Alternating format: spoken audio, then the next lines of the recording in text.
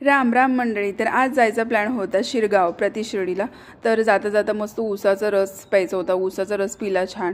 खूप ऊन पडलं होतं, इतकं ऊन पडलं होतं की माझे डोळे झाकत होते.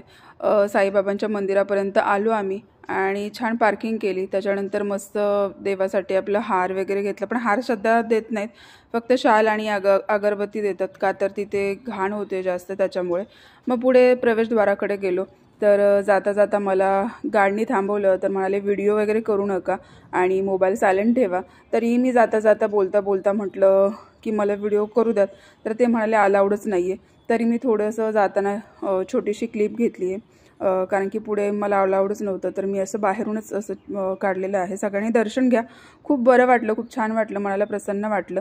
इथे सगळ्यांची गर्दी होती फोटो काढण्यासाठी. गणपती बाप्पांची छान मूर्ती आहे, मस्त वाटलं बघून. अन्नछत्र सध्या तरी आत्ता बंद आहे. पुढे आपण द्वारका माईचं दर्शन घेणार आहोत पुढच्या भागामध्ये. बाय.